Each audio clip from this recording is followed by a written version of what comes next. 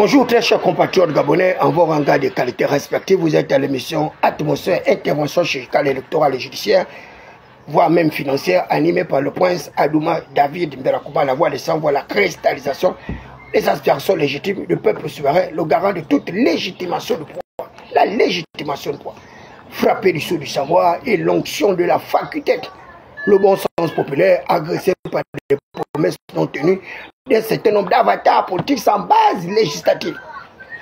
Je suis la pierre angulaire qui avait été rejetée par les bâtisseurs, mais qui deviendra la principale langue au cours de 7 prochaines années à venir de la gouvernance politique de son Excellence Brice Clotaire Oligui Nguema. Retenez votre souffle, nous allons commencer ce direct en partant du côté de la province de l'Ogooué-Maritime. Mais je voudrais d'abord vous lire un verset biblique tiré du livre de l'Apocalypse 16, versets 13 à 14. J'ai vu sortir de la gueule du dragon, de la gueule de la bête et de la bouche des faux prophètes 3 esprits impurs, semblables à des grenouilles, car ce sont des esprits des démons qui font des prodiges et qui vont vers les rois de toute la terre afin de les rassembler pour le combat du grand jour du Dieu Tout-Puissant. Le combat du grand jour du Dieu Tout-Puissant. On parle bien des esprits, les démons. Et je vous avais déjà fait une véritable introspection sur l'espèce de tropicalisation du pouvoir. Le pouvoir tropicalisé. La tropicalisation du pouvoir est essentiellement basée sur l'autocratisme, sur les dirigistes autoritaires, les dirigistes dictatoriaux, impérialistes, partisans et despotiques, voire même despotiques.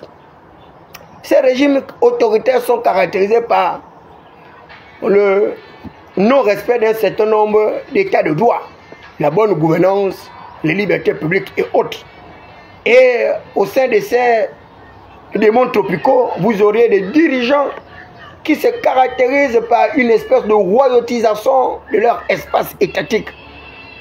Et vous arrivez du côté du Cameroun, vous trouverez un gérontocrate politique avec 93 ans qui se retrouve avec 8 mandats, avec une espérance de vie réduite. Mais les gens ont tout de même voulu le maintenir là, et à la fin ils vont se retrouver avec la même situation politique que le Gabon.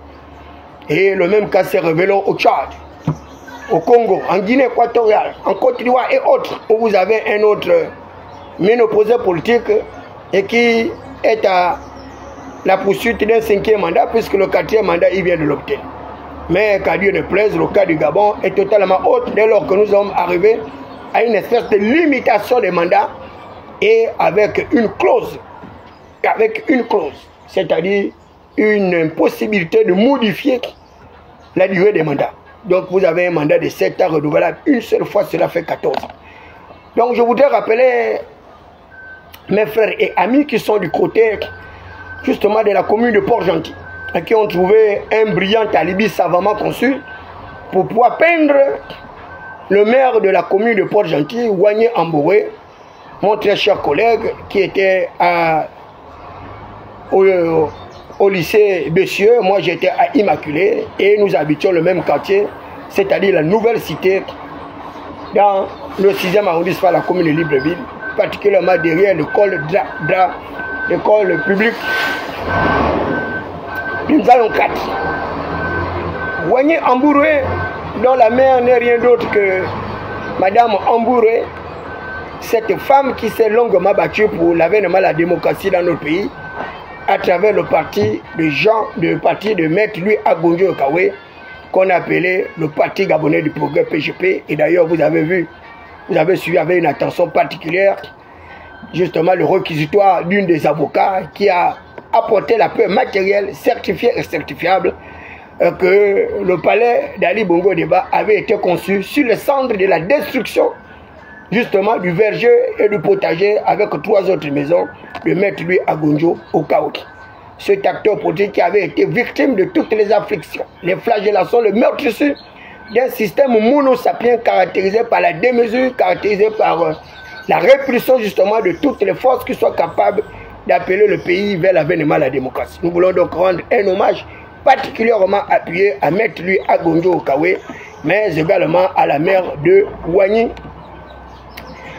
la maire d'Ambouroué, actuellement maire de Libreville, qui fait l'objet d'une cabale, voilà, maire de Port-Gentil, qui fait l'objet d'une cabale par certains ménopausés politiques sans base législative du côté de Port-Gentil. Port-Gentil qui a toujours été considéré comme une ville frondeuse, comme une ville de la sacralisation d'une espèce d'opposition maquilleuse comparable aux garces aux mœurs dépravées telles que celles de Boniche en putréfaction de la baie de Cochon. Donc, son fils Ambouroué, qui n'est rien d'autre qu'un brillant banquier, un Gabonais qui a fait de très bonnes études dans des universités des pays industrialisés, rien à voir avec certains qui ont obtenu leur doctorat sur le numérique à partir justement des études en distance, c'est-à-dire des études en ligne. Voilà, des études en ligne.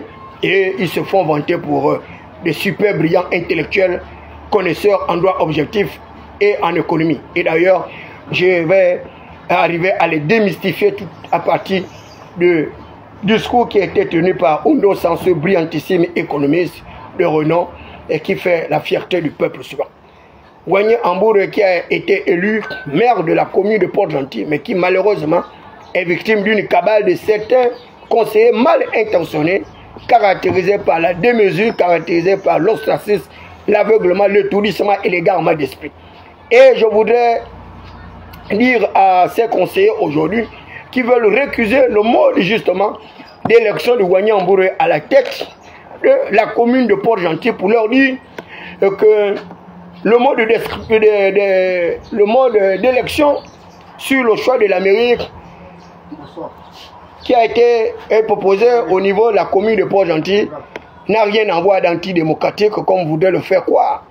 Cette espèce de conseillers manipulés, certainement à la solde d'un certain nombre d'individus mal intentionnés. Je voudrais vous rappeler la jurisprudence Pierre Claver Marenga Moussavo du côté de Mouila.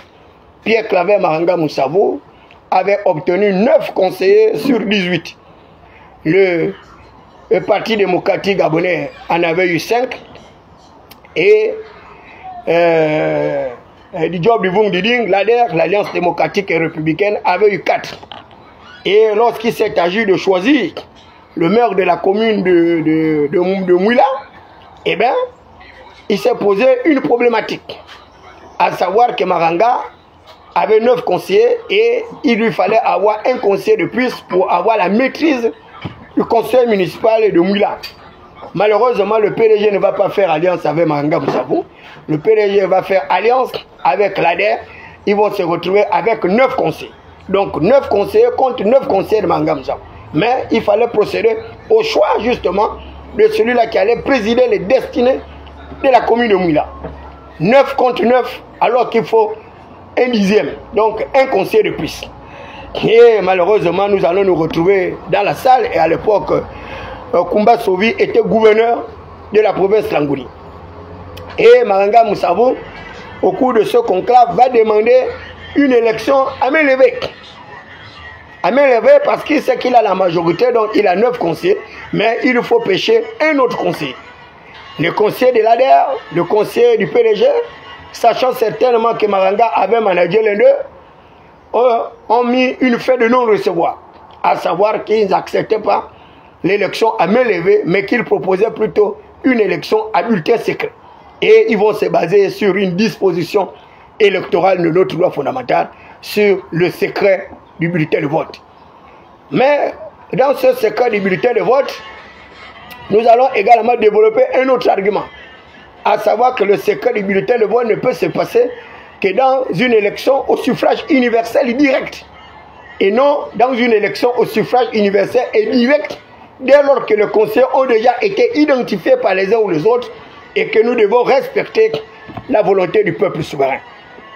Et nous allons demander, nous, les membres du Parti démocratique gabonais, une élection à bulletin secret. Et il va se poser maintenant le choix de l'élection. Est-ce à bulletin secret ou à main levée? Et Koumba Sovi, pour nous départager, il va dire que nous allons procéder à une élection sur le choix, sur le mode du scrutin. Et ce choix du mode du scrutin ne se fera pas à me lever pour garder la confidentialité du vote, pour aller dans le même sens que Mangam Savo. Et nous allons aller au vote. Malheureusement, le vote à bulletin, c'est que va l'emporter avec 10 voix contre 8. Et Mangam Savo va quitter la salle parce qu'il aurait compris aisément qu'il avait été doublé. Donc l'élection de Wanya Mbouré à la tête de la commune de Port-Gentil à Mélevé est une élection conforme. C'est une élection qui n'a rien à voir avec une certaine anticonstitutionnalité, comme voudrait bien le faire croire notre conseil municipal, qui est en train de faire également une interprétation saugrenue de la loi. C'est une interprétation saugrenue de la loi. Dans ce cadre légiférant, le vote peut se passer à main levée pour que les élus locaux puissent respecter leur engagement auprès de leurs différents électeurs, mais encore au mieux auprès de leur formation politique. Donc Wanya Mbouré a bel et bien été élu dans les formes du respect de l'état de droit, dans les formes du respect du droit objectif, c'est-à-dire 3 sources, la loi, la coutume, la jurisprudence. Là, tout à l'heure, je vous ai parlé de cette jurisprudence de Pierre Claver Mangam Savo. Je pourrais également vous emprunter une autre jurisprudence coutumière, et celle justement qui s'est passée du côté de la commune de Bitam, où le membre du Parti démocratique gabonais, un ancien sénateur brillant, c'est-à-dire Ondomé Togo, qui avait la majorité de conseillers, va risquer le pari d'une élection à bulletin secret, et il va être battu par celui-là qu'on qualifie de mercenaire politique. Celui qui le disait fort aisément qu'il fallait rechercher le pain, le plaisir, avec René de Mezobian. Vous connaissez bien sa célèbre phrase: le pain, les moyens, la faim et le plaisir.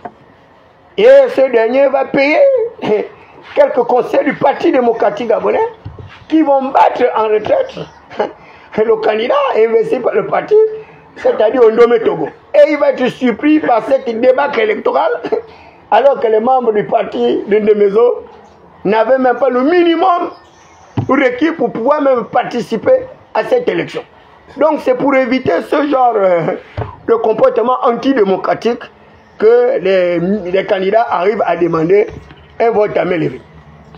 Et il y a également une autre jurisprudence, de celle de Karim Ndiengi, qui est d'ailleurs allé contre la volonté de sa formation politique, l'Union démocratique des bâtisseurs, et qui ne voulait pas l'investir, qui avait plutôt fait le choix d'investir le candidat du Parti démocratique gabonais, Mme Gisèle Kogé, dont le mari était déjà élu député dans le 2e arrondissement de la commune de Libreville, et elle n'ayant pas le nombre de conseils municipaux requis, a tenté l'aventure d'être candidate pour être sénatrice dans le 5e arrondissement de la commune de Libreville. Mais Karim Ndiengi, Karim Ndiengi ne va pas l'entendre de cette oreille, sachant bien que c'est l'Union démocratique des bâtisseurs qui avait gagné l'élection, et sans qualité de 2e sur la liste, va faire un forcing, il va aller payer la caution, qui certainement se chiffrait certainement à 1 million de francs CFA, et il va aller à l'élection, et Karim Ndiengi va pouvoir battre la candidate du Parti démocratique gabonais, qui d'ailleurs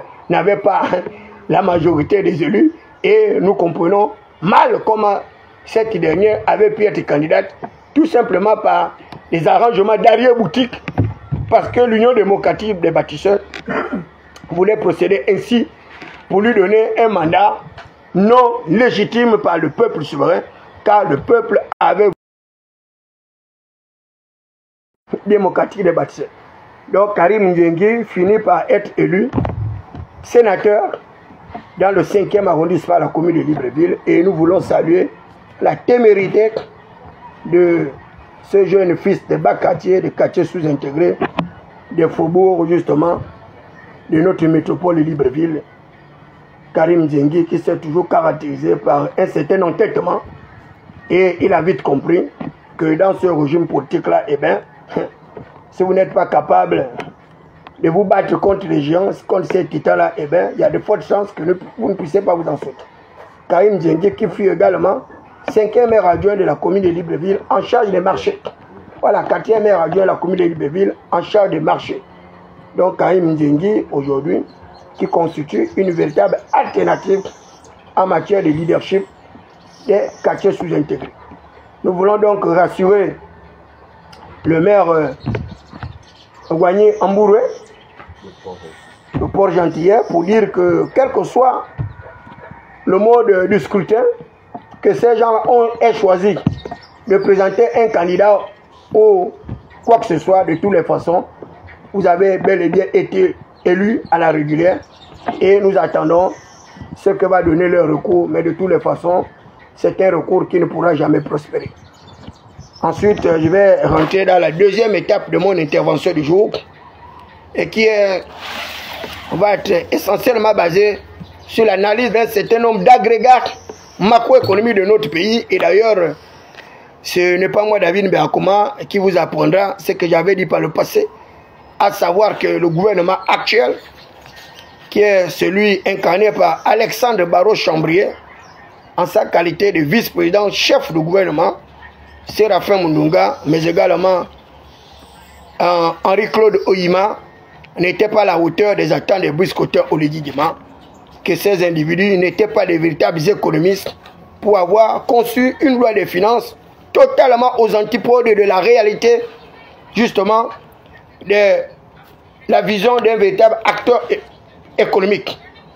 La vision qui avait été impulsée par John Maynard Keynes dans sa politique, justement, de la reconquête de la croissance économique après la Seconde Guerre mondiale. Il va mettre en place ce qu'on a qualifié la politique des grands travaux à travers la relance de la croissance économique par la stimulation de la demande. Et je suis heureux de savoir que le brillantissime professeur d'université Ondosa a pu rejoindre David Mbakoma en décrivant, en discréditant, en déstabilisant l'irréalisme, la surréalité justement du budget 2025 qui était plafonné en dépenses de plus de 7 000 milliards avec des dettes de plus de 7 000 milliards. Donc un budget est caractérisé par un certain amorphisme, un budget totalement aux antipodes de la raison, du bon sens populaire qui est la chose au monde la mieux partagée selon René Descartes. Et notre brillantissime économiste va également étayer son argumentaire grâce à une évaluation de budget de l'année en cours. Il va partir également de cette analyse comme celle qu'avait faite David Mbakoma sur la centrale d'achat. Cette centrale d'achat qui en réalité ne devrait pas prospérer dans un système étatique basé sur l'économie du marché. L'économie du marché repose sur le libre-échangisme, sur la liberté des capitaux, la liberté des marchandises, la liberté des biens et services et autres. Or, la centrale d'achat, comme je vous le disais, va se baser sur un certain monolithisme économique. Et c'est ce monolithisme abject sauvage que nous avons toujours rejeté, à savoir la création des monopoles, les monopoles économiques. Or, je vous l'avais déjà dit dès le départ, que l'État aurait dû plutôt créer ce qu'on appelle les oligopoles. Donc, mettre ces sociétés en saine compétition économique pour que les meilleurs puissent émerger. Malheureusement, ces gens-là ne comprennent pas grand-chose de mécanismes économiques dans une économie communautaire, dans une économie où nous avons un marché continental africain. Et ce marché continental africain doit permettre justement aux différentes entreprises de par l'espace continental de pouvoir exercer librement leur marché de biens et de services. Donc, notre très cher, brillantissime professeur de l'université Ondosa va également décrier justement cette centrale d'achat et que d'aucuns auraient pensé que c'était une nouveauté, mais c'est une nouveauté machiavélique qui n'a rien à voir avec une véritable économie du marché basée sur la liberté, la confrontation entre l'offre et la demande. Donc c'est une supercherie économiste qui d'ailleurs ne pourra pas prospérer mais va plutôt créer des rigidités avec une possibilité d'aller vers une inflation qui va une fois de plus réunir progressivement le pouvoir d'achat des Gabonais. Donc, sachez-le que cette centrale d'achat ne pourra pas prospérer. Et d'ailleurs, vous avez bien vu qu'à l'intérieur de cette centrale d'achat, l'État a pratiquement 30% des parts. Et c'est ce que recuse le Fonds monétaire international avec la Banque mondiale, c'est-à-dire les institutions de Bretton Woods, qui demandent à l'État de se désengager de l'activité politique. L'État n'a pas vocation de faire du commerce, l'État n'a pas vocation de créer des unités politiques, mais l'État a vocation de créer un environnement économique qui soit prospère au développement des unités politiques afin de créer la richesse économique de notre pays. Donc les provisions budgétaires de votre loi de 2025 qui se chiffrent à 7 233 milliards de francs CFA, eh bien, sont des provisions budgétaires factices parce qu'elles ne reposent pas sur de véritables données variables économiques. Et ces gens-là continuent à penser à tort ou à raison qu'ils ont affaire à une population analphabétisée, déscolarisée, caractérisée par une certaine néplégie, une tétraplégie intellectuelle. Et c'est pourquoi ces gens-là n'ont aucune considération pour les êtres que vous êtes. Et ils vont très loin dans leur élucubration économiste en imaginant d'ailleurs un taux de croissance économique à hauteur de 7,9% en 2025. Et là encore, il faut être un véritable idiot banquier. Il faut être un véritable mercantiliste économique sans base du marché pour pouvoir espérer un jour que le Gabon peut atteindre un taux de croissance de 7,9%. C'est une grande manipulation, une fois de plus infecte, indigeste, qui va servir à exploiter justement l'incrédulité spéculative du détenteur exclusif actuel du pouvoir, c'est-à-dire Brice Koto Oligui Nguema, qu'on voudrait faire passer pour quelqu'un qui n'a aucune maîtrise des agrégats macroéconomiques de notre pays. Donc une croissance prévisionnelle de 7,9% pour le cas du Gabon, c'est une utopie. Hein? C'est une croissance qui ne repose sur aucune variable. Hein? C'est un gros tissu de mensonges qui ne servira qu'au champ d'alouette et aux kunabélistes sans perspective qui soutiennent l'action du chef de l'État de manière abrupte et sauvage. Mais les prévisions budgétaires justement de cette année 2025 qui vont être initiées par le Fonds monétaire international, la Banque mondiale, le COP de Paris, qui sont des spécialistes justement en macroéconomique, en finances publiques et autres, vont plutôt observer une prévision budgétaire en 2025 de 2,4%. 2,4%. Et en 2026, de 2,6%. Donc, essayez de faire le ratio. L'État prévoit 7,9% de croissance économique, mais les organismes financiers internationaux, eux, ils prévoient une croissance de 2,4 à 2,6%. Donc, vous voyez bien que le ratio l'écart est trop fort.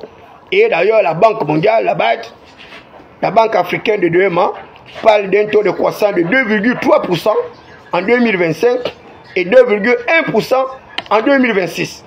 Donc les prévisions budgétaires qui sont initiées par le gouvernement gabonais sont aux antipodes de la raison. Et cet antipode de la raison va se confirmer par une structure d'évaluation des politiques publiques et la croissance économique mondiale, c'est-à-dire un organisme financier américain qui va plutôt nous conforter dans cette position en disant que le budget gabonais de l'année 2025, à la limite, est un budget factice car il ne repose sur aucune véritable donnée économique. Alors, tous ces gens-là sont en train, une fois de plus, de tromper Brice Koto Oligui Nguema. Et je voudrais vous rappeler que le taux d'endettement du Gabon actuellement est à hauteur de 73,4% du produit intérieur brut. 73,4% du produit intérieur brut. Et les organismes financiers internationaux vont d'ailleurs aller plus loin dans cette convergence du taux d'endettement de notre pays par des prévisions budgétaires en 2025 à hauteur de 82%. 82% serait largement au-dessus de la norme admise qui est celle de 70% selon les convergences justement de nos différentes banques sur le plan continental. Donc les agrégats qui sont initiés par l'économie gabonaise aujourd'hui sont aux antipodes de la raison. Et d'ailleurs, le professeur Ondosa prévoit un niveau de chômage de 34,2% en 2024 à 37,8% en 2025, soit une augmentation encore de plus de 2, quelques pourcents, presque 3%. Et ces prévisions budgétaires d'Ondosa peuvent se confirmer par l'absence de véritables politiques publiques en matière d'investissement. Et je l'avais d'ailleurs dit depuis le départ que l'État gabonais n'avait pas une véritable maîtrise des agrégats macroéconomiques, n'avait pas un véritable plan alternatif de recherche à la croissance économique de notre pays. Mais curieusement, à l'époque, Ali Bongo Ondimba avait justement ce qu'il a qualifié de plan stratégique Gabon émergent sous-tendu par 3 piliers. Le Gabon vert, excessivement réservé à l'agriculture extensive pour lutter contre les déséquilibres alimentaires et créer la richesse d'un certain pôle agricole de nos villes et villages pour en faire des véritables pôles industriels. Ali Bongo Ondimba a parlé également du Gabon industriel qui devait être caractérisé par la transformation de l'économie de notre pays, quitter d'une économie de rente en une économie de production. Et c'est pourquoi Ali Bongo Ondimba avait investi dans le domaine de compétences, dans les infrastructures, mais également dans le progrès technique, scientifique et technologique. Et Ali Bongo Ondimba va mettre en place également des universités métallurgiques, des technologies, des universités de métiers du bois. Mais bref, au niveau de Coq, sans compter au niveau de la pointe du Haut-Togoué, où vous avez une université de métiers de mine. Donc Ali Bongo Ondimba était parfaitement au parfait de comment faire pour arriver à améliorer un certain nombre d'indicateurs macroéconomiques.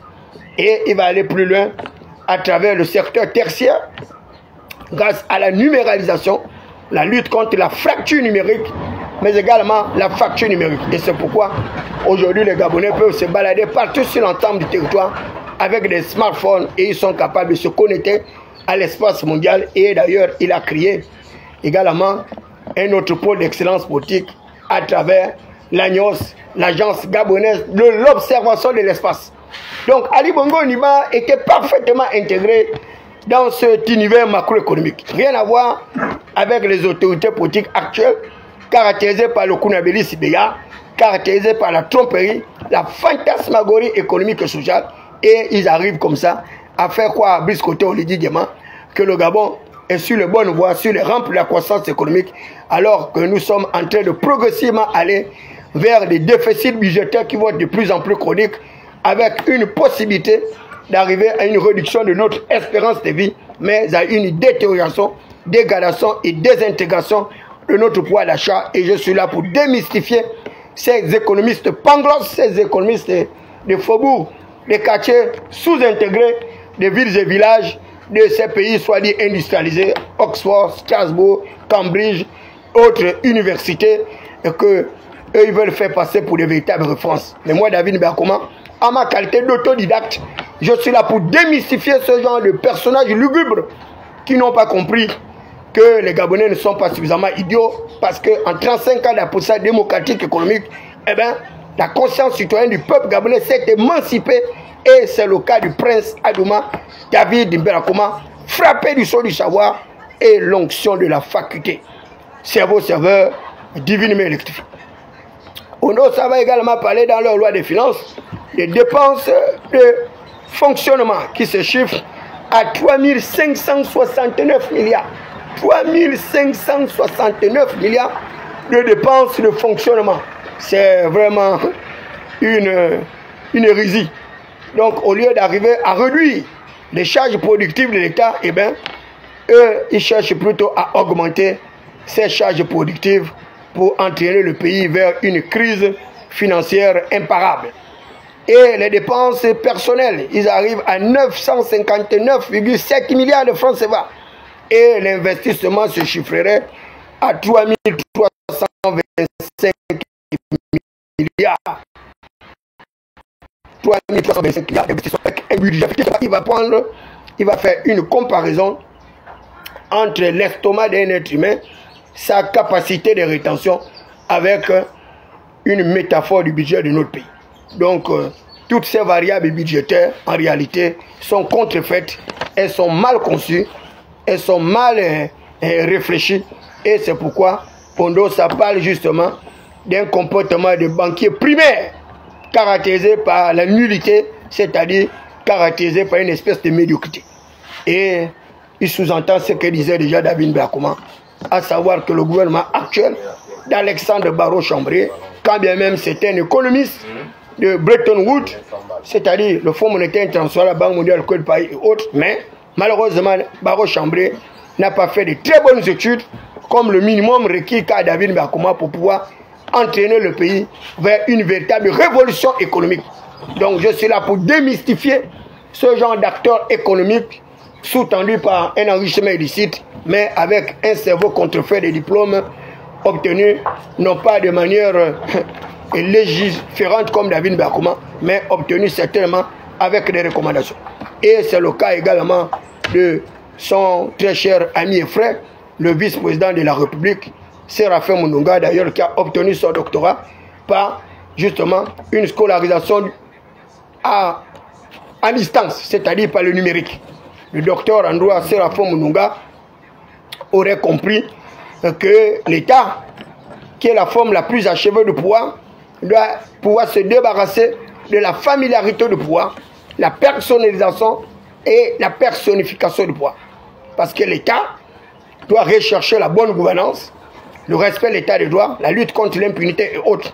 Or, Séraphin Mounonga l'a bien vu à travers justement ce procès de la honte, cette parodie de justice, que en réalité nous sommes dans un véritable recul démocratique avec une détérioration des libertés publiques, et c'est bel et bien dommage.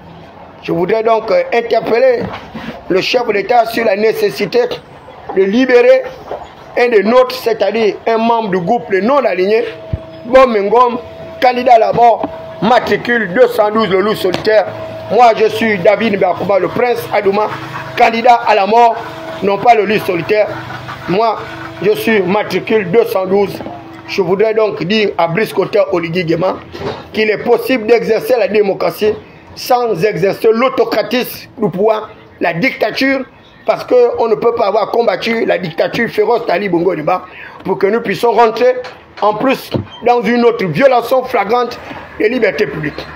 Donc, Bom Ngom, article 212, a toutes les raisons de critiquer l'arrivée de Macron dans notre pays, parce que le Gabon ne peut pas continuer à être une sous-préfecture de la France, encore moins une province de cette métropole, compte tenu que nous sommes un pays indépendant et libre, et il y a le principe de l'égale indépendance de tous. La souveraineté de l'État gabonais est la même que la souveraineté du peuple français. Et c'est pourquoi je vous le dis ce matin, que moi, David Mbakoma, le prince Adouma, ne me rendrai jamais à l'aéroport pour accueillir le président français, même dans mes rêves les plus fous. Je suis non seulement un indigné, un non-aligné, mais en plus un vertébré. Par conséquent, je ne peux pas me coucher sur la dictature du peuple français, ce peuple qui est dépourvu de tout, de toute richesse, mais dont le développement ne peut se faire que par la richesse du peuple gabonais, qui se caractérise par une multiplicité des avoirs, des opportunités et autres, mais qui malheureusement, nos dirigeants n'arrivent pas à comprendre les mécanismes justement de refus de l'esclavage, le négritisme et autres formes d'avenir qui déshumanisent l'être humain. La France de Marie Curie, la France de Nicolas Sarkozy, la France d'Angela Merkel, la France de mon père Jean-Luc Mélenchon, la France insoumise ne peut pas se réduire en une simple pauvrette parce qu'elle est aujourd'hui victime de toutes les formes de violence au sein des pays de l'Afrique francophone qui refusent justement que la France puisse se mêler de leur situation politique, économique et sociale. Donc l'arrivée de Macron dans notre pays, pour David Nberkouma, c'est un non-événement et qui ne peut pas apporter le confort, le bien-être, mais également l'amélioration des conditions de vie des Gabonais. Et l'arrestation de notre frère Bomengom, qui est d'ailleurs un insoumis, un indigné, comme David Nberkouma, ne peut pas servir d'alibi et d'ailleurs ne peut pas constituer une plus-value à l'égard de Brice Koté Oligui Nguema, mais bien au contraire, cette arrestation va amenuire le capital du chef de l'État en détériorant une fois de plus la confiance qu'il a suscitée auprès des populations gabonaises. Et même à l'époque d'Ali Bongo Ondimba, de tels événements ne se passaient pas. Le chef de l'État a accepté la démocratie pluraliste. Il doit accepter le débat contradictoire public. Il n'y a pas de raison que ces courtisans, ces intrigants, tapis dans l'ombre des arcanes secrets de pouvoir, puissent museler le peuple souverain qui n'arrive pas à admettre la malgouvernance des autorités politiques actuelles. Une malgouvernance caractérisée par les déficits budgétaires chroniques, avec une détérioration de l'état de droit, une accélération de l'impunité et encore une désorganisation de notre système étatique. Donc dites à Brice Koté Oligui Nguema que le prince Adouma David Nberkouma le dit aisément qu'il n'ira pas à l'aéroport, quelles que soient les contraintes, quel que soit l'argent qu'on pourra distribuer aux uns aux autres, mais je continue à préserver mon honneur, ma dignité, parce que il y a de la noblesse dans la pauvreté. Et en ma qualité de prince Adouma, il est hors de question que je puisse m'agenouiller devant les autorités françaises qui, lorsque le chef de l'État gabonais arrive en France, arrive à nous traiter avec mépris, avec dédain, avec désinvolture. Et ce n'est pas moi, David Nberkouma, qui va cautionner l'arrivée de Macron, qui une fois de plus viendra nous mettre en régime serré. Voilà ce qui est dit. Donc, une fois de plus, je vais revenir sur l'analyse des agrégats macroéconomiques de notre pays pour démystifier votre très cher banquier qui s'est fait passer pour un brillant économiste alors qu'il a fait de très bonnes études du côté de l'Amérique et ce dernier n'arrive pas à comprendre les mécanismes très simples en matière de banque. Et on doit savoir être clair que en matière de prêt, il y a des convergences qu'il faut respecter. On ne peut pas prêter de l'argent à quelqu'un qui a déjà pratiquement porté atteinte à son revenu à hauteur de plus de 30%. Donc le Gabon, qui continue sans cesse à s'endetter, devrait faire un effort de rationalisation justement de ses compétences, de ses capacités productives par la lutte contre la gabegie financière, la lutte contre la corruption, la lutte contre toute autre forme d'avanie pour que nous puissions arriver à un équilibre macroéconomique et relancer la croissance de notre pays par des politiques plus aptes. Or, pour le moment, tous ceux qui sont autour du chef de l'État ne comprennent pas grand-chose. Et encore moins, votre pseudo-brillant banquier qui aujourd'hui cumule. Il cumule les postes. Il est ministre de l'économie, il est ministre du budget, il est ministre des participations, il est le ministre de la lutte contre le ministre de la dette, il est le ministre également de la lutte contre la vie chère. Donc il a en son sein pratiquement 5 portefeuilles. 5 portefeuilles. À cela, vous lui ajoutez également le poste du président du conseil d'administration de BGFI Bank, qui aujourd'hui se retrouve dans des véritables débats judiciaires avec un dépôt de 250 milliards de francs CFA d'Ali Bongo Ondimba, des dépôts de fonds publics qui se retrouvent dans sa banque, certainement de manière contrefaite, sans respect d'un certain nombre de critères banquiers. Parce que cet argent aurait dû se retrouver au CDC ou au niveau du trésor public. Donc BGFI, aujourd'hui, est une banque qui encourage l'accumulation de la richesse, l'enrichissement illicite, le détournement de fonds publics par bande organisée, l'association de malfaiteurs et autres acabits. Et j'ose croire que le procureur de la Cour d'appel spéciale de répression des crimes économiques et financiers va également interpeller le président directeur général de cette banque, c'est-à-dire Henri-Claude Oyima, interpeller Yann Koudjé qui ont été longuement cités dans cette procédure judiciaire pour que ces derniers puissent également venir nous expliquer comment est-ce que BGFI se trouve en situation de surliquidité à travers de l'argent qui a été volé au peuple souverain. Donc il s'agit de cela, il s'agit de véritablement mettre en place des mécanismes de justice qui puissent satisfaire les plus grand nombre de personnes et non choisir des victimes à la sorte pour satisfaire les intérêts égoïstes de ces extrémistes et pas qui n'ont pas compris que le Gabon a plusieurs ethnies, le Gabon a plusieurs provinces et que par conséquent, on doit arriver à la prospérité partagée qui avait été initiée par Omar Bongo Ondimba, à savoir à chacun selon ses compétences, à chacun selon ses métiers, à chacun selon ses responsabilités, mais également à chacun selon ses moyens et aptitudes professionnelles et qualifiantes. Vous avez les handicapés également qui sont victimes de toute forme d'avenir, toute forme d'exclusion. Ces gens-là sont des Gabonais. Par conséquent, eux également, ils ont besoin de vivre dignement. Et ça va également faire une autopsie justement de notre situation de dégradation sur le plan social. Le non-relogement des personnes qui ont été déguerpies, y compris David Biakouma qui a perdu 5 villas avec une maison en état de ma petite soeur. Et jusqu'à présent, mais nous dormons à la belle étoile, mais Oligi a trouvé mieux justement de reloger ses propres amis, ses copains, coquins, fantassés et maroquineries, et qui n'avaient d'ailleurs pas été déguerpis, à savoir Eric Otete et plusieurs autres activistes de Clochette et Pécari, puis des artistes dont l'ancien ministre de la Culture recherchait leur adresse parce que ces artistes n'ont aucune productivité. Et d'ailleurs, vous venez de voir un autre artiste, Makaya Madingo, qui était en train de se plaindre que Brice Koto Ligingema lui aurait promis une maison meublée. Voilà des individus que le chef de l'État attribue des maisons, alors que lui-même, il est venu casser nos maisons et jusqu'à présent, il n'arrive pas à nous reloger. Donc, sur le plan social, eh bien, on assiste à une détérioration justement du niveau de vie des populations gabonaises et particulièrement les déguerpis que nous sommes. Nos enfants sont à la belle étoile, ils dorment sur le pont, ils dorment sur les chaussées, ils dorment comme à Jakarta. Donc le chef de l'État a accéléré le processus de la paupérisation de ceux-là qui l'ont soutenu dans sa fantasmagorie justement de légitimation du pouvoir au sommet de l'État. Et c'est bien dommage et regrettable. Surtout pour David Biakouma qui a parcouru les villes et villages, qui lui a apporté une aide de réfléchir avec les meilleurs résultats électoraux dans la province de l'Essuyer à ma qualité de directeur de campagne adjoint du chef de l'État dans le 3e arrondissement commune de Libye.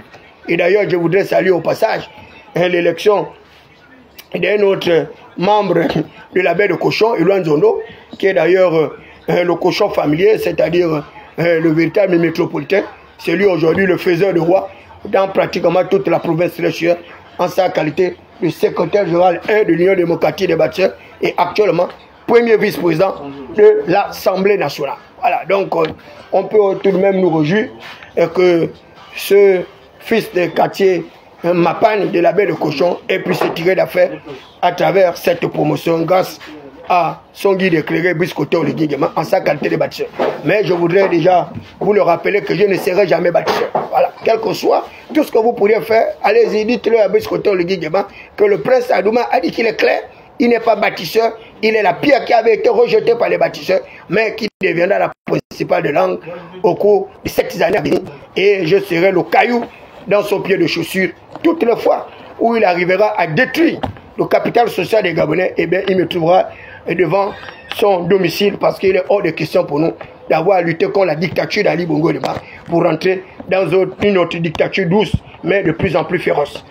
Donc il y a également le niveau des arriérés justement des pensionnaires. Puisqu'Oto Ligingema nous avait bien dit que le Gabon avait beaucoup d'argent. Alors nous ne comprenons pas pourquoi est-ce que les prestations justement de nos parents, c'est-à-dire les retraités, ne sont toujours pas payées jusqu'à l'heure actuelle. Vous avez le cas également des agents de Gabon Post qui sont pratiquement à 7 mois sans salaire, sans compter la détérioration justement des conditions de vie des étudiants du côté de l'université de Massoko. Et on a bien vu le chef de l'État dans les manèges. Et les manèges, c'est le tertiaire. C'est le tertiaire. Vous ne pouvez pas amener les gens dans la distraction alors qu'ils n'ont pas satisfait les besoins primaires, les besoins prioritaires, l'accès à l'eau potable, l'accès à l'énergie, l'accès à l'éducation, l'accès à la santé. Et puis, ce côté demain, ils sont déjà à pieds joints pour nous distraire. Il va nous construire des manèges à Port-Jean à Franceville, comme si les populations de Franceville ne comprenaient pas les enjeux électoraux, avec une paupérisation criarde qui frappe les villes et villages là-bas, du côté de Ngouni, du côté de Mwanda, Mounana et autres. Voilà un champ pétrolifère de mines où les populations arrivent à vivre dans des conditions lamentables, alors que nous avons l'uranium là-bas, on arrive à l'enrichir. Et l'uranium de Mounana enrichit les pays industrialisés, la France, les États-Unis, la Chine et autres. Malheureusement, les populations de Mounana vivent dans les conditions les plus lamentables. Et moi qui ai eu le privilège justement de dormir pratiquement plus de 2 mois à Bongoville et particulièrement au palais, invité par la fille du président Malika Bongo, j'ai eu le temps d'évaluer justement le niveau de précarisation des populations de la pointe du Haut-Togo. Ces derniers sont plus pauvres même que les populations de ma circonscription administrative et territoriale, c'est-à-dire du côté de la Sauville, du côté de Tsotanzala, Mana, Keshipougou et autres. Parce que à Bongoville, les gens dorment dans des huttes, dans des cabanes que vous ne pouvez pas imaginer. Tol en haut, tol en bas, c'est des conditions les plus précaires. Et on fait croire à tout le monde que tous les gens du Haut-Togo vivent dans des conditions assez acceptables. C'est un gros tissu de major. C'est pratiquement 1/10 de population qui vivent aisément du côté du Haut-Togo, alors que vous avez une grande partie de ces populations qui vivent dans des conditions les plus précaires, les conditions les plus lamentables. Donc, depuis l'avènement de Brice Koto Oligui Nguema à la magistrature suprême de notre pays, eh bien, nous constatons une véritable évolution exponentielle des inégalités sociales, avec le développement des écarts de conditions, et c'est une situation que nous voulons dénoncer. La dégradation également de notre système sanitaire, qui a été relevé également par Ondosa, avec une absence de plateau technique, sans compter les médicaments, mais encore mieux dans le cadre de la formation des formateurs, parce que vous savez que la médecine aujourd'hui, elle est très évolutive avec de nouvelles techniques opératoires. Malheureusement, c'est le propre pays sous-développé parce qu'ils n'arrivent pas à se mettre à la hauteur des enjeux de développement. Vous allez à l'université de Massoukou, les sciences et techniques, vous allez là à l'université, ce sont les mêmes conditions de vie lamentables. Donc les étudiants aujourd'hui vivent dans des conditions carcérales et l'université est un véritable mouroir avec une faible espérance des étudiants de pouvoir avoir un emploi au sortir de leurs brillantes études. Et c'est dommage et regrettable. Moi qui vous parle était compté parmi les meilleurs au niveau de la section diplomatie à la 29e promotion de l'école de préparation aux carrières administratives avec 12,89 annuels de moyenne. Le premier à peine 13 avec un master 2. Il y a plus de 20 ans, David Bakoma avait abandonné l'université au Mabongo-Lima. 17 sur 20 de moyenne de notes de soutenant du rapport de stage. Donc je peux me targuer et dire ce que je pense parce que j'ai un cerveau, une mémoire très réfléchie, très réflexive, qui n'a rien à voir avec tous ces ménopausés politiques conabilistes de bas niveau qui soutiennent abject sauvagement la politique de Brice Koto Oligui Nguema, quand bien même nous sommes en train d'aller vers le pic, vers une détérioration d'un certain nombre des indicateurs économiques et sociaux et qui nous entraîneront certainement vers une véritable rupture. Alors qu'ils ont fait des prévisions budgétaires, ils ont fait des prévisions électoralistes sur les 7 années à venir. Je vais d'abord m'arrêter par là pour dire à nos amis de ne pas trop faire preuve d'un triomphalisme exagéré. Je voudrais vous le dire très aisément que vous savez, c'est ce triomphalisme exagéré et qui a aveuglé Osseni Ossa, qui a aveuglé Nourine Bongo Valentin avec la régente Veuve Blanche. J'étais le seul à leur avoir dit à Steve Dioko qu'Ali Bongo Niba ne sera pas président de la République du Gabon pour un 3e mandat, que c'était un mandat de la mort, parce que l'Éternel des armées, le Dieu du Gabon, avait décidé autrement. Et s'il s'entêtait sur cette voie, malheureusement, les forces de défense et de sécurité allaient prendre le pouvoir et Ali Bongo Niba allait être isolé, sa femme emprisonnée avec son fils et leur argent volé par les forces de défense et de sécurité. Et vous avez pu suivre le procès. L'argent d'Ali Bongo Niba avec sa femme et ses enfants a disparu entre les eaux sablonneuses de la Sébré du Colo avec l'Ampassa. Avec une impossibilité pour eux de manger le maïs comme David Bakoma au sortir de leur univers carcéral certainement à Londres, on leur a donné un mandat d'arrêt international qui n'aura d'ailleurs aucun caractère exécutoire. Et puisque leur ami nazi qu'ils avaient envoyé pour insulter le prince Adouma, qui se trouve actuellement au Liban en fuite avec un mandat d'arrêt international, n'a jamais pu être arrêté jusqu'à aujourd'hui. Sans compter un autre mandat d'arrêt international contre Hervé Patrick Opianga, qui vient de rentrer chez lui au Gabon avec fanfare et trompette, avec une autre usine où il emploierait près de 8000 personnes. Donc vous voyez bien que la justice gabonaise est aux ordres, avec une impossibilité d'ailleurs d'arriver à exécuter les décrets, je dis même les décrets, les décisions judiciaires. Mais on a très vite fait d'enfermer un petit Gabonais, Léon Zébiogué, qui était candidat à l'élection législative, dont on a fait disparaître. Et comme par enchantement, ces bulletins de vote le jour du scrutin. Et pour avoir manifesté son mécontentement de désapprobation, on l'a jeté en prison pour 1 année. Voilà comment se comportent les nantis gabonais. Donc ils emprisonnent des menus frétins. Et là on apprend qu'ils ont emprisonné Bob Mebom. Parce que quoi? Il serait celui-là qui dit non à l'arrivée de Macron dans notre pays. Moi, David Nbeakoma, je dis également non à l'arrivée de Macron dans le pays. Quand bien même c'est dans le cas du renforcement des relations bilatérales entre la France et le Gabon. Et vous ne verrez jamais le pied de David Nbeakoma à l'aéroport pour aller acclamer, salmodier le colonialisme et les négriers esclavagistes qui veulent prendre l'Afrique justement comme des bêtes sauvages, comme des êtres primitifs qui jusqu'à présent ne comprennent pas là où se situent les enjeux électoraux d'un véritable continent qui est en train de se chercher. Je veux donc rendre un hommage particulièrement appuyé au président du Burkina Faso. Voilà un chef d'État africain qui a compris la nécessité de mettre en place un véritable rapport de force avec les pays industrialisés. Que le Seigneur porte son regard sur le peuple burkinabéen, le pays des hommes intègres, ce pays aujourd'hui qui est en train d'exercer un certain nombre de prouesses politiques, économiques et sociales et qui veut redonner la dignité au peuple justement du Burkina Faso. Que le Seigneur puisse protéger ses compatriotes afin qu'ils puissent mettre une véritable dynamique de prochains chefs d'État africains qui seront à la dimension des enjeux des peuples africains. Je suis David Nbeakoma, le prince Adouma, le minotaure de la baie de Cochon, la voix des sans-voix, la cristallisation des aspirations légitimes du peuple souverain, frappé du sceau du savoir et l'onction de la faculté cerveau-serveur divine mais électrifié. La pierre qui avait été rejetée par les bâtisseurs, mais qui deviendra la principale de langue, un rocher de scandale, une pierre d'achoppement pour Brice Clotaire au Lidingema. La Bible dit 7 fois le juste tombe, 7 fois il se relève, car l'arc de puissant sera brisé. Et les faibles ont la force pour ceinture. La force est à l'Éternel des armées, celui qui institue les princes et les autorités, qui établit les rois et qui les renverse, sans aucune intervention humaine. Donc vous pouvez danser, boire, manger, mais vous n'êtes pas dans l'esprit prophétique du Gabon.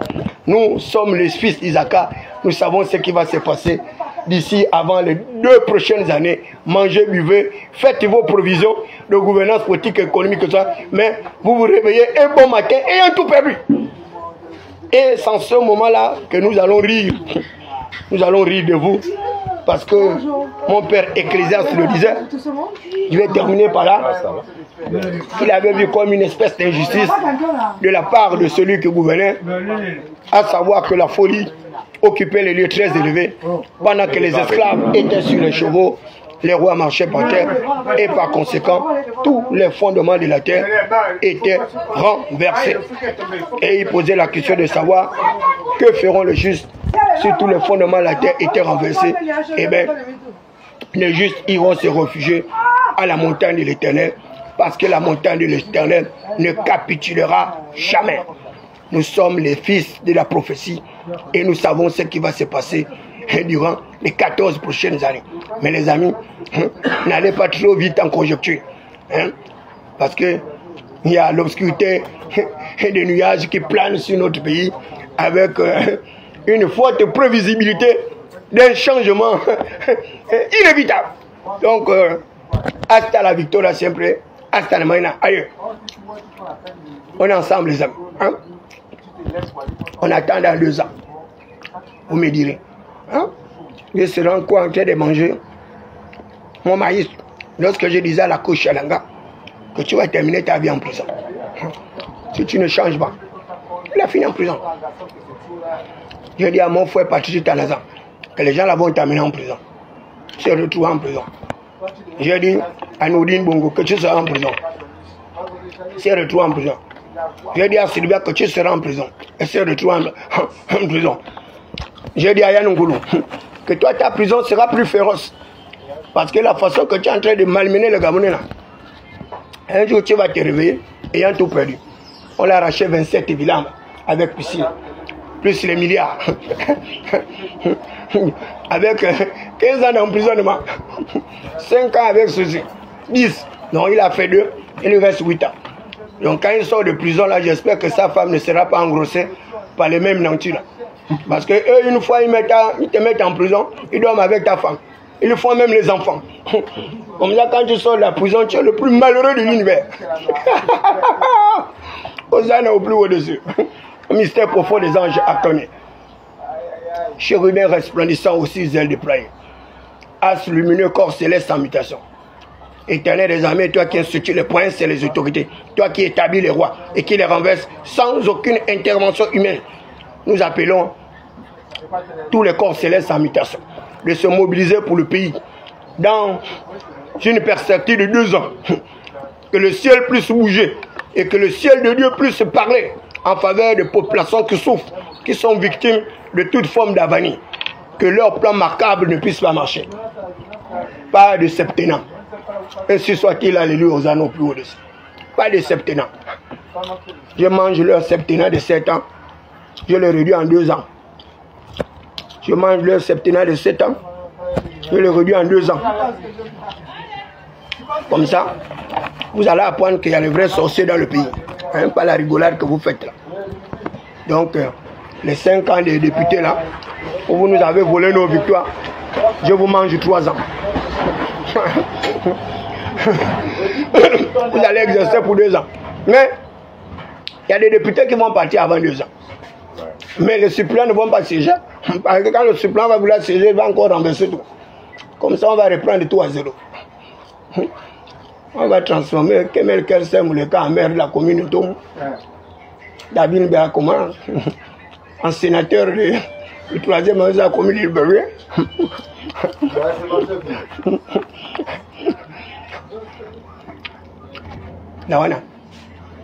Si je suis le fils de ma mère, les gens là, 7 ans, ils ne peuvent pas arriver là-bas. Je suis aussi vrai que Dieu. J'ai réduit le mandat là. J'ai réduit ça, ce mandat là. Hein? Ils ont 2 ans d'expérimentation. Mais comme les indicateurs macroéconomiques vont se détériorer, et que je suis le seul qui a la solution de la relance à croissance économique, comme à l'époque de Joseph. Hein? Ils vont venir me chercher depuis le village. Pour me ramener sur le lit. Mais cette fois-ci, ils ne vont pas me voler. Comme ils m'ont volé quand ils m'ont amené chez le président. Ils ont volé ma nomination, ils ont volé mon argent, ils ont volé ma voiture. Mais les amis, je vais vous surprendre.